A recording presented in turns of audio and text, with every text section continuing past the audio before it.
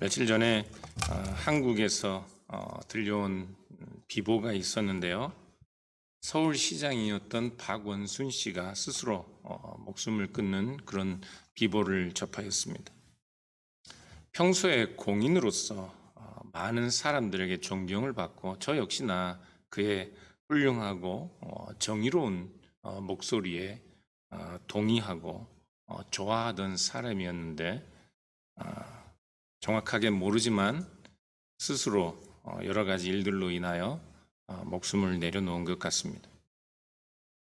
아마 뉴스를 보니 그의 성추행 관련한 고소 때문에 자기 자신이 평소에 주장하던 그런 모습들과 달리 자신에게 주어질 불명예, 부도덕에 대한 비난을 스스로 감당하지 못할 것 같아 그런 결정을 한 것으로 그렇게 보입니다. 어떤 정의를 외치는 사람들은 박원순 씨의 장례가 끝나기도 전에 그의 공인으로서 지금까지 활동했던 훌륭한 족적들을 순식간에 다 지워버리기라도 할 듯 그를 비난합니다. 또 변함없이 박원순 씨를 좋아하고 따르는 사람들은 성추행으로 고소한 피해자의 신상을 털기 위해 안간 힘을 쓰는 것을 보았습니다. 저는 일어나는 일들을 보면서 2, 3일 동안 속이 메스꺼워서 참 많이 힘들었습니다. 인간에게 절망했습니다. 슬프지 않습니까? 바르게 잘 살아도 그것을 시샘하는 사람들이 있습니다. 악한 일에도 편드는 사람들이 많습니다. 남다른 의지와 열심으로 자기 자신을 엄격하게 채찍질하고 혹독하게 자기 자신을 몰아붙여도 성인 군자처럼 도덕적으로 살려고 안간힘을 써도 한 가지, 두 가지 연약함 때문에 그의 인생이 무너지는 일들이 적잖이 있습니다. 인간은 이렇게 스스로 불완전하고 연약함을 짊어지고 사는 사람들입니다. 우리는 내일 당장, 아니 잠시 후에 우리가 어떤 일로 넘어질지, 어떤 일을 당하게 될지 알지 못하는 그런 사람들입니다. 안간힘을 쓰고 살아도 안 되는 일들이 있습니다. 삼손은 대단한 힘의 소유자였습니다. 세상에서 가장 힘센 사람 그러면 그리스에서는 헤라클레이토스가 나오지만 이 성경에서는 삼손이라는 사람이 나오죠. 삼손은 하나님께서 이스라엘의 구원을 위해 그에게 특별한 힘을 주신 그런 사람입니다. 그러나 그 특별한 힘이라도 신화에 나오는 헤라클레스처럼 대단한 힘을 가진 삼손이라도 자기 자신의 죄와 욕망으로부터 자신을 구원하지는 못했습니다. 자신의 비참으로부터 그것으로 피해를 입을 자기의 주변 사람들, 그 큰 힘을 가진 삼손이라도 그는 그런 비참한 자신의 운명 앞에 무력했습니다. 사람의 힘으로 안 되는 일들이 있습니다. 삼손은 태어나기 전부터요, 하나님께 죽을 때까지 종신토록 하나님의 일에 헌신하도록 그렇게 구별된 나실인으로 선택되었습니다. 민수기 6장에 이 나실인의 규례가 나오는데 세 가지 하지 말아야 할 일들이 나옵니다. 첫 번째는 포도주를 마시면 안 됩니다. 포도주뿐만 아니라 포도의 껍질이나 씨도 먹어서는 안 된다고 포도나무의 소산을 엄격히 금하고 있습니다. 두 번째는 머리에 삭도를 대면 안 됩니다. 머리를 자르면 안 됩니다. 세 번째는 죽은 시체를 만지면 안 됩니다. 삼손은 그렇게 평생토록 그 세 가지 규례를 지키며 구별되이 하나님 앞에 수종드는 존재로 나실인으로 그렇게 선택되었는데, 이 삼손이 블레셋의 여인을 그의 마음에 둡니다. 그리고 오늘 본문 5절을 보면 삼손은 그 여인을 아내로 삼기 위해 부모와 함께 딥나의 포도원에 이릅니다. 포도원이라는 단어가 좀 마음에 걸리지 않으세요? 네? 삼손이 나실인이라는 사실을 염두에 두면 지금 삼손이 딥나의 포도원에 도착했다는 이 말은 뭔가 불길한 예감이 드는 그런 말씀입니다. 이런 일들을 경고라도 하듯 삼손 앞에 사자가 나타나서 으르렁거리고 있습니다. 그때 갑자기 여호와의 영이 삼손에게 임하여 삼손은 맨손으로 사자를 마치 염소 새끼 찢듯 찢어버립니다. 여호와의 영이 임했다는 말은 삼손에게 있는 그 힘의 능력, 그 힘의 출처가 어디인지를 가리키는 말씀입니다. 그런데 삼손이 사자를 죽였다면 문제가 있네요. 어떤 문제가 있습니까? 죽은 시체를 손으로 만졌겠습니다.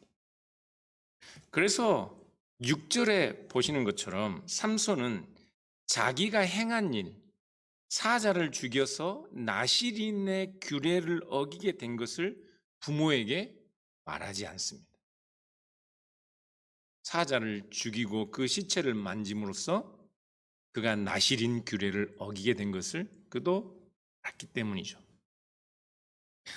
여호와의 영이 임했다는 말씀 때문에 이 사사 삼손이 사자를 염소 새끼 찢듯 찢어버린 그 일이 당연하고 이상한 일이 아닌 것처럼 생각하는 분들이 있을 수 있습니다. 그러나 여호와의 영이 임했다는 말은 단순히 사사 삼손의 힘의 출처와 기원이 무엇인지 어디인지를 말씀하는 것이고, 또한 하나님의 영이 임했다는 말씀은 사사 삼손은 지금 잘못된 선택을 하고 잘못된 길을 가도 하나님은 여전히 사사 삼손에게 간섭하셔서 자기의 뜻하신 일을 행하고 계신다는 것을 알리는 말씀입니다. 7절을 보십시오. 사사 삼손은 계속해서 잘못된 선택과 잘못된 길을 가고 있는 것을 말씀하고 있습니다. 삼손이 내려가서 그 여자와 말하니 그 여자가 삼손의 눈에 들었다, 그렇게 말씀하고 있죠. 그 여자가 삼손의 보기에 좋았다. 삼손의 생각에 그 여자와 결혼하는 것이 옳았다, 그런 말씀입니다. 삼손의 문제는 계속해서 더 노골적으로 묘사되고 있습니다. 8절부터 10절 같이 한번 읽어보겠습니다. 같이 읽겠습니다. 얼마 후에 삼손이 그 여자를 맞이하려고 다시 가다가 돌이켜 그 사자의 죽음을 본즉 사자의 몸에 벌떼와 꿀이 있는지라 손으로 그 꿀을 떠서 걸어가며 먹고 그의 부모에게 이르러 그들에게 그것을 들여서 먹게 하였으나 그 꿀을 사자의 몸에서 떠왔다고는 알리지 아니하였더라. 삼손의 10절까지 읽겠습니다. 삼손의 아버지가 여자에게로 내려가매 삼손이 거기서 잔치를 베풀었으니 청년들은 이렇게 행하는 풍속이 있음이더라. 자기가 죽인 사자의 시체에 꿀이 있는데 그것을 이제는 떠서 먹기까지 합니다. 성경은 지금 삼손의 나실인의 규례를 어기는 이 문제를 적극적으로 노골적으로 묘사하고 있어요. 민수기는 죽은 시체를 만지지 말라 그렇게 명하고 있는데 삼손은 오늘 9절에서 보는 것처럼 그 꿀을 뭘로 떠요? 손으로 떠서 먹습니다. 꿀이 달지요. 그러니 길을 가면서도 손으로 뜬 그 꿀을 먹고, 그것이 나시린의 규례를 어긴 일이었기 때문에 부모에게 드리면서도 그 꿀이 어디에서 났는지 말하지 않습니다. 하나님의 규례를 알지만 그 규례를 전혀 아랑곳하지 않고 있는 삼손이죠. 삼손은 머리카락을 자르지 않습니다. 왜 자르지 않아요? 나시린이기 때문에요. 그런데 나시린이 지켜야 하는 다른 규례들은 아랑곳하지 않아요. 자기가 자르지 않은 머리 때문에 자기에게 생긴 초월적인 남다른 힘은 즐길 줄 알지만 자기에게 주어진 다른 불편한 하나님의 규례들은 전혀 아랑곳하지 않고 있습니다. 그는 당시 블레셋 사람들의 풍습대로 혼인하기 위하여 잔치를 벌입니다.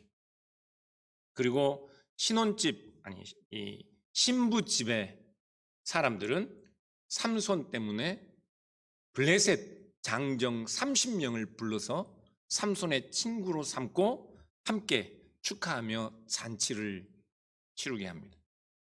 잔치의 분위기가 무르익자 흥에 겨운 삼손은 여러분들이 잘 아는 그 풀기 엄청 어려운 수수께끼를 냅니다. 여러분들 혹시 이 수수께끼 풀 줄 아세요? 수수께끼 정답이 뭔지 아세요? 정답이 뻔히 나와 있는데도 계속해서 이 정답이 뭐냐고 묻는 사람들이 있어요. 그만큼 맞추기 힘든 수수께끼를 냅니다. 아니요, 맞추기 불가능하죠. 왜죠? 이 수수께끼는 삼손만 아는 수수께끼니까요. 삼손 자신만이 특별하게 경험한 일을 통해 블레셋 사람들에게 이 수수께끼를 내고 있어요.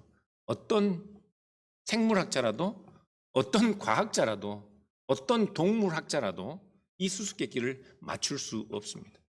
그래서 아무도 맞출 수 없다는 그 확신 때문에 삼손은 베옷 30벌과 겉옷 30벌 내기를 합니다.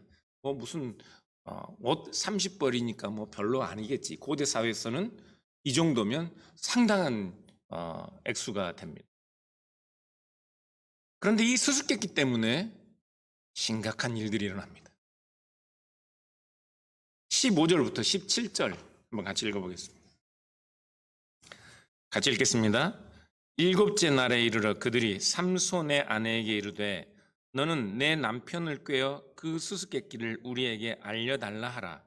그렇지 아니하면 너와 내 아버지의 집을 불사르리라. 너희가 우리의 소유를 빼앗고자 하여 우리를 청한 것이 아니냐. 그렇지 아니하냐 하니 삼손의 아내가 그의 앞에서 울며 이르되 당신이 나를 미워할 뿐이요 사랑하지 아니하는도다. 우리 민족에게 수수께끼를 말하고 그 뜻을 내게 알려주지 아니하는도다 하는지라.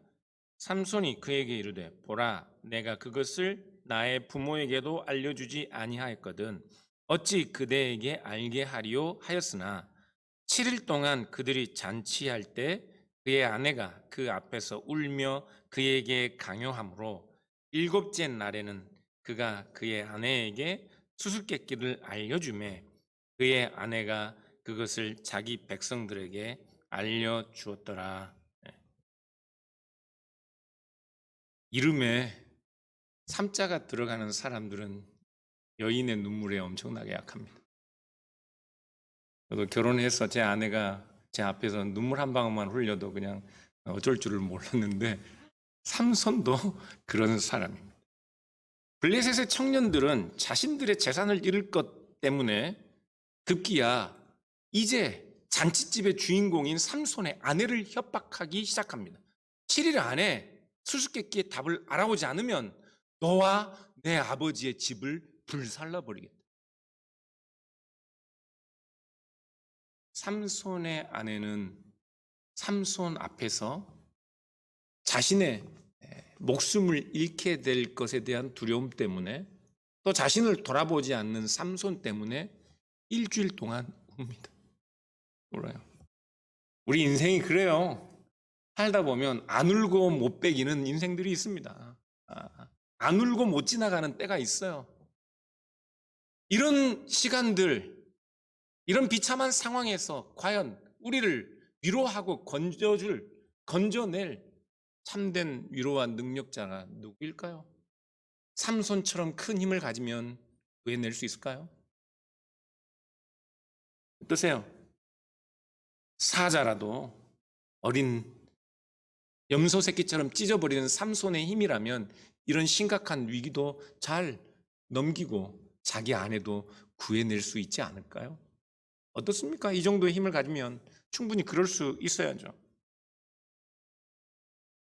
삼손은 결국 아내에게 수수께끼의 답을 알려주고 그 아내는 그 답을 블레셋 30명에게 가져다 줍니다. 삼손이 내기에 졌습니다. 아무도 알지 못할 답을 그들이 알게 되었습니다. 삼손은 이제 베옷 30벌, 겉옷 30벌을 블레셋 사람들에게 가져다 주어야 합니다. 어떻게 그 옷들을 마련할까요? 19절부터 20절까지 읽지가 않았지만 함께 보겠습니다. 같이 읽겠습니다. 여호와의 영이 삼손에게 갑자기 임하심에 삼손이 아스글론에 내려가서 그곳 사람 30명을 쳐 죽이고 노략하여 수수께끼 푼 자들에게 옷을 주고 심히 노하여 그의 아버지의 집으로 올라갔고 삼손의 아내는 삼손의 친구였던 그의 친구에게 준 바 되었더라. 비참하죠? 슬프지 않습니까? 지금 삼손이 수수께끼를 푼 사람들에게 겉옷 30벌을 갖다 주어야 하는데 이때에도 여호와의 영이 삼손에게 갑자기 임하여 삼손이 블레셋 다른 지역에서 30명을 죽이고 그들에게서 겉옷과 속옷을 취하여 딥나에 있는 사람들에게 가져다 줍니다. 그리고 그 정답을 알려준 아내 때문에 화가 나서 아버지 집으로 돌아오곤 맙니다. 그러다가 화가 가라앉았어요. 이 남자들이 화가 문제야. 이 화를 못 참아. 남자들이 어른이 된 첫 증거가 뭔지 아세요? 화를 잘 참는 거. 남자들이 화를 못 참으면 아직 다 어린 거예요. 그러니까 뭐 무슨 말씀인지 아시죠? 그냥 잘 어르고 살려서 그렇게 사세요. 화를 못 참아요. 그래서 집으로 갔다가 이제 화가 풀리니까 자기 아내에게 다시 돌아옵니다. 그런데 장인은 이미 자기 아내를 버리고 간 삼손이라고 생각하고 자기 딸을 삼손의 다른 친구에게 주어버렸어요. 삼손은 또 어떻게 해요? 또 화가 납니다. 또 화가 나서 여우 300마리를 잡아서 서로 꼬리를 묶어서 그곳에 볏짚을 끼우고 불을 질러서 추수를 앞둔 블레셋 사람들의 밀밭으로 보내고 온 밀밭을 다 태워버립니다. 그런데 밀밭만 불이 난 것이 아니라 그 지역에 있는 포도나무와 감람나무까지 다 불이 엉겨붙어서 한 해의 수확뿐만 아니라 몇 년 동안 감람나무, 올리브 수확과 포도 수확이 불가능하게 되었습니다. 블레셋 사람들은 머리가 화가 끝까지 나서 처음에 자기들이 경고했던 것처럼 삼손의 원래 아내와 그의 장인을 다 불태워 비워버렸습니다. 그 이후의 이야기는 다음 설교를 위해서 남겨두겠습니다. 지금까지 우리가 살펴본 내용들 비참하지 않습니까? 삼손의 힘으로도 못하는 것이 있습니다. 삼손의 힘으로도 구원하지 못하는 사람들이 있다고요. 아무리 큰 힘으로도 하지 못할 일들이 있습니다. 힘이면 다 될 것 같죠. 그렇지 않습니다. 많은 사람들이 이런 불평을 해요.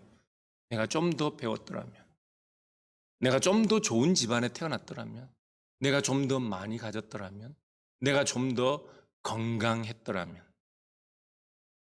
사랑하는 여러분, 많이 배운 사람도 많이 배운 것 때문에 실수할 때가 많습니다. 많이 가진 사람도 많이 가진 것 때문에 더 크게 힘들 때가 있어요. 건강한 사람도 결코 내일 일을 장담하지 못합니다. 골골 70년, 골골 80년이라고요. 건강한 사람이 중병에 들면 더 못 견딥니다. 자주 아프던 사람이 중병에 들면 오래 견디지만. 그러니까 건강할 때, 힘이 있을 때 약한 훈련을 하셔야 돼요. 많이 가졌을 때 가지지 못한 훈련을 하셔야 한다고요. 많이 배웠더라도 배우지 못한 자처럼 사셔야 하는 거예요. 힘이면 다 되는 것 아닙니다. 삼손의 능력이라도 결코 그 자신의 죄와 욕심으로부터 또 그로 인하여 비참한 결과를 맞이하게 될 자신의 아내와 장인의 집안을 구하지 못했습니다. 사람의 능력으로 결코 할 수 없습니다. 힘으로 다 되는 것 아니에요. 삼손에게 주어진 힘이 누구의 힘이었습니까? 하나님에게 얻은 힘이라도, 사람의 힘이라도, 하나님의 힘이라도 우리가 하나님의 말씀과 글의 규례를 따라 살지 않으면 나를 구원하지 못하고 사람을 구원하지 못한다. 아무리 작은 힘이라도, 아무리 작은 자라도 하나님의 말씀과 그의 규례를 따라 살 때 나를 구하고 사람을 구하는 것입니다. 그런데 여러분, 삼손이 일을 치룰 때마다 여호와의 영이 갑자기 그에게 임했다는 말씀은 왜 계속 성경에 나오고 있는 걸까요? 잠깐 한번 생각을 해보시죠. 삼손의 수수께끼, 결국 이 모든 일들은 삼손의 수수께끼에서 비롯되었는데 삼손의 수수께끼는 어디서 나왔습니까? 죽은 사자에게서 나왔죠. 죽은 사자. 죽은 사자의 시체에 있던 꿀에서 그의 수수께끼는 나왔습니다. 그렇다면 이 수수께끼를 제공하신 분은 삼손이 아니라 하나님이었습니다. 삼손이 만든 수수께끼가 아니라 하나님이 삼손에게 제공하신 수수께끼였습니다. 삼손은 자기 자신의 눈에 오른 대로 자기 마음에 즐거운 대로 행하고 있었지만 하나님은 때마다 필요할 때마다 삼손에게 큰 힘을 주셔서 결국 삼손이 이스라엘을 다스리던 블레셋을 치도록 그렇게 행하고 계신 것을 성경이 말씀하고 사사기 14장 4절에 보면 그때의 블레셋 사람이 이스라엘을 다스린 까닭에 하나님이 틈을 타서 블레셋 사람을 치려 하고 계신데 그의 부모는 이 일이 여호와께서 행하신 일인지 여호와께서 그 일을 행하실 때인지를 그들은 알지 못했다. 그렇게 말씀하고 삼손이 자기 눈에 오른 대로 행해도 하나님은 그때마다 그에게 힘을 더 실어주시고 삼손은 그 힘으로 자기 눈에 오른 대로 행하지만 결국 하나님은 삼손에게 간섭하셔서 삼손을 통하여 이스라엘을 구원하시는 하나님의 일들을 행하고 계신다는 것을 말씀하기 위해 여호와의 영이 임했다는 것을 계속해서 말씀하고 있는 거예요. 삼손은 남다른 힘과 능력으로 자기 눈에 옳은 일을 합니다. 삼손의 마음대로 행하는 것 같아요.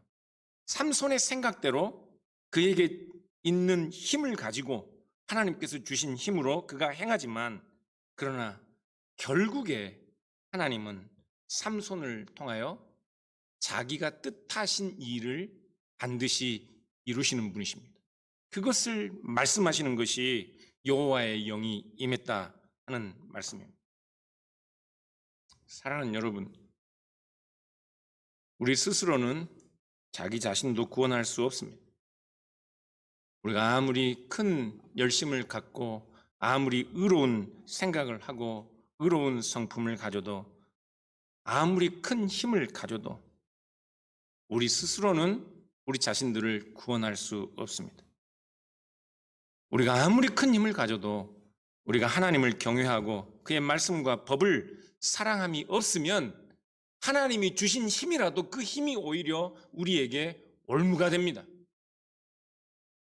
우리가 아무리 높은 지위에 오르고 아무리 큰 일을 해도 아무리 이 세상을 구원할 만한 특별한 재능과 능력을 가져도 하나님의 뜻, 하나님의 말씀, 그분의 음성에 귀 기울이지 않으면 그 힘과 재능과 신분과 권력이 오히려 우리에게 우리를 잡는 올무가 될 것이라고요.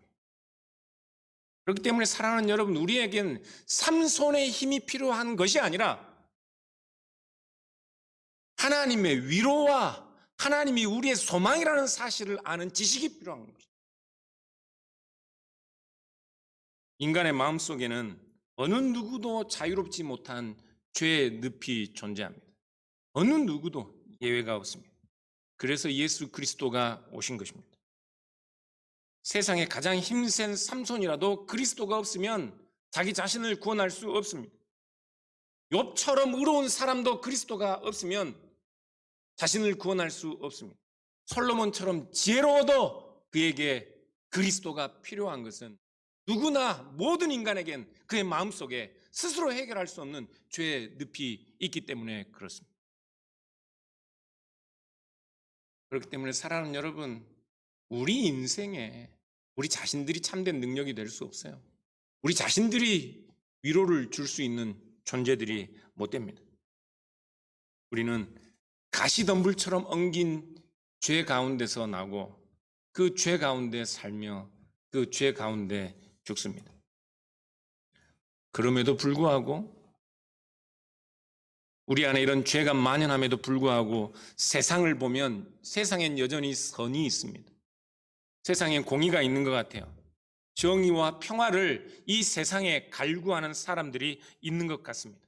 그 이유는 사람들은 때때로 잘못된 길을 가고 잘못된 선택을 해도 하나님이 이 역사를 포기하지 않으시고 하나님이 태초에 아담에게 약속하신 대로 이 인류를 구원하시겠다는 그 약속에 신실하셔서 이 세상은 온갖 인간의 죄와 무지와 악함에도 불구하고 여전히 공의와 정의를 말할 수 있는 것이라.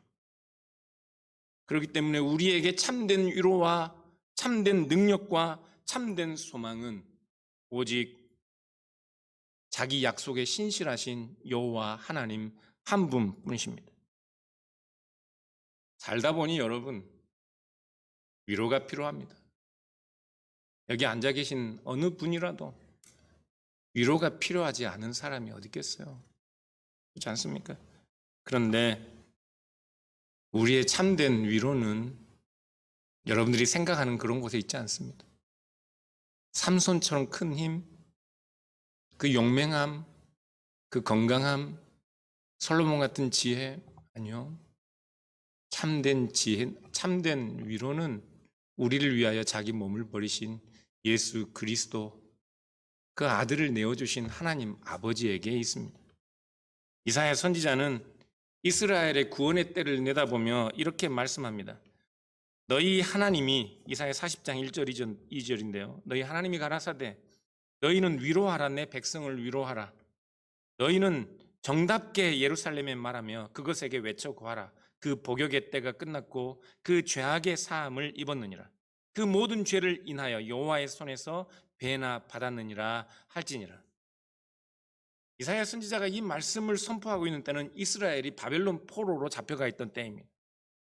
사사기에 계속해서 반복되는 이스라엘의 죄, 그로 인한 이방 민족들에게 당하던 착취, 이제는 그것이 이스라엘 역사 내내 반복되고 있는 것을 우리는 알 수 있습니다.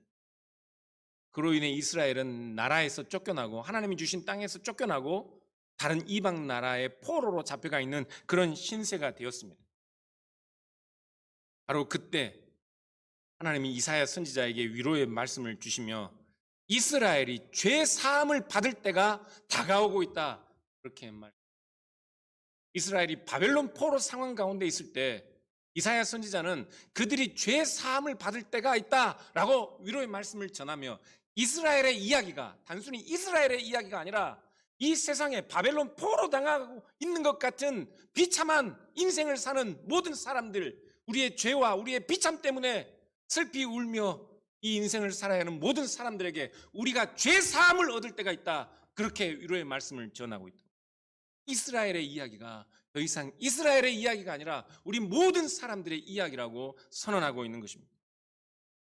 누가복음 2장 25절을 보면 이 위로의 이야기가 나오는데요, 이 예수님이 난 지 8일 만에 첫 아들을 바치는 초태생의 규례를 행하러 예루살렘 성전에 올라가는데, 그곳에 예루살렘 성전에 있던 제사장 중에 시므온이라는 사람이 있는데 그에 관한 설명이 누가복음 2장 25절에 이렇게 나옵니다. 의롭고 경건하여 이스라엘의 위로를 기다리는 자라, 성령이 그 위에 계시더라. 예루살렘의 시므온은 이사야 40장에서 하나님께서 약속하신, 이사야 선지자 입을 통해 약속하신 이스라엘을 위로하는 때 모든 사람들이 죄 사함을 얻는 그 위로에 관하여 그 위로의 때를 기다리던 사람입니다. 그리고 예수 그리스도를 보았을 때 그는 바로 그 위로의 때가 그리스도와 함께 도래했다고 선언하고 있는 것이라고. 이 위로의 말이 헬라어로는 보혜사라고 할 때 나오는 말입니다. 하나님께서 우리에게 주신 성령께서 우리의 위로자라는 말입니다. 그런데 요한복음 14장 15절 8절을 보면 다른 보혜사를 너희에게 주사 영원토록 너희와 함께 있게 하겠다, 예수님께서 말씀하셨습니다. 사랑하는 여러분, 우리와 영원토록 계신 우리의 위로자, 우리를 위하여 이 땅에 오신, 우리의 죄사함을 위하여 이 땅에 오신 예수 그리스도, 그분만이 우리의 참된 위로자가 되심을 기억할 수 있기를 바랍니다. 하이델베르크 요리문답 제1문은 이렇게 문답합니다. 제가 요리문답 1문을 읽고 설교를 마치도록 하겠습니다. 살아서나 죽어서나 당신의 유일한 위로는 무엇입니까? 살아서나 죽어서나 나는 나의 것이 아니요 몸도 영혼도 나의 신실한 구주 예수 그리스도의 것입니다. 그리스도께서는 그의 보혈로 나의 모든 죄값을 완전히 치르고 나를 마귀의 모든 권세에서 해방하셨습니다. 또한 하늘에 계신 나의 아버지의 뜻이 아니면 머리털 하나도 땅에 떨어지지 않도록 나를 보호하시며 참으로 모든 것이 합력하여 나의 구원을 이루도록 하십니다. 그러하므로 예수 그리스도 그의 성신으로 나에게 영생을 확신시켜 주시고 이제부터는 마음을 다하여 즐거이 그리고 신속히 그를 위해 살도록 하십시다. 이 위로 안에 사시는 오늘의 장로교회 모든 교우들 될 수 있기를 주님의 이름으로 축원합니다. 기도하겠습니다.